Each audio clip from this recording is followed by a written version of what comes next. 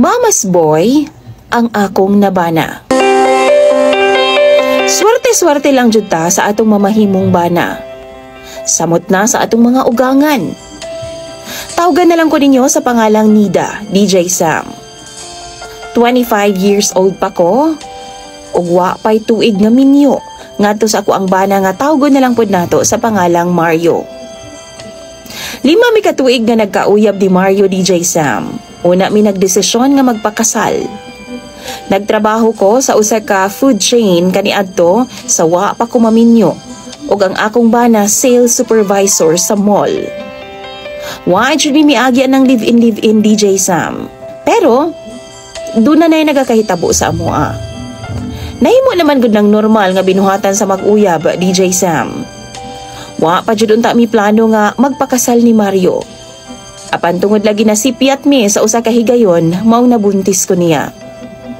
Mao to ang hinungdan nga nagpakasal na lang mi pinaagi sa huwes. DJ Sam, dito na nako na discover nga mao di ay nga kaniadto kada date namo sa akong bana, halos ako may mugasto. Kay di ay, wa gyud di ay siya say sa iyahang kaugalingong kita. Ang iyang ATM, DJ Sam, dito nagasulod ang iyang sweldo ug komisyon. Tua sa iyang mama.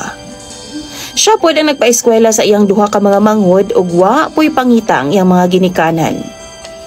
DJ Sam, wa na gisulti ni Mario nako, kundi kusa nako nang nadiskubre dihang nag-ipon naming duha. Tungod klaro na ang akong tiyan, DJ Sam, ug kapoy na og maglisod nako sa paglihok-lihok, nag-resign ako. 6 months ang akong tiyan. DJ Sam, dito na nako nabati ang grabe ka krisis.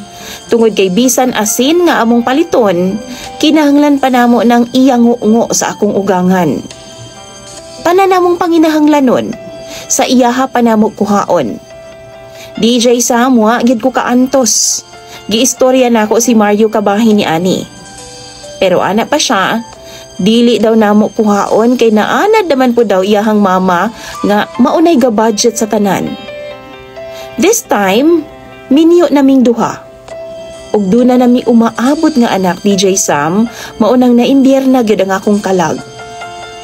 Ug tungod huyang si Mario, giatubang nako ang iyang mama. Akong gihangyo nga kuhaon ako ang ATM sa akong bana. Mo-share lang mi ugaling man kay daghan pud mi kinahanglanon sa among pamilya. Kinahanglanon pud namong magtipid, DJ Sam. Pero wa niya gihatag. Wa pa daw mi maminyo ni Mario, mauna daw na ang setup, tapos karon ako ra daw gubon. Di man daw niya ipasagad og gasto-gasto ang kwarta, DJ Sam. O hatagan po daw mi niyag budget matag semana. Maong unsa pa daw ang akong ginangaw-ngaw. DJ Sam, sakit kaayo ang mga storya sa akong ugangan.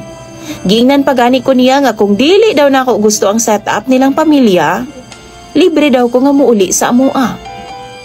Pagkagabi DJ Sam, pag uli ni Mario, suko kay siya nako. Nagsumbong na day ang iyang buutan nga inahan. Nakipagbulag siya nako, DJ Sam, apan tungod kay buntis ko, maong wa na lang kumitubay niya. Maunang hangtod karon nagpailaw mi sa akong ugangan. Sa halos 30,000 nga sweldo sa akong bana, DJ Sam, matag buwan, 5,000 lang ang iyang ginahatag namo ug kinahanglan daw namo ng budgeton.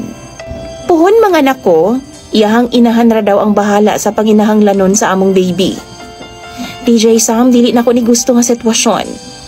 Apan dili mausab ni, tungod kay masuko man si Mario nako kung musupak ko sa style nila. Kung kamo ang naa sa kong sitwasyon, unsa man ang angay na kong buhaton, please tambagi ko ninyo. Imong follower, DJ Sam, Nida.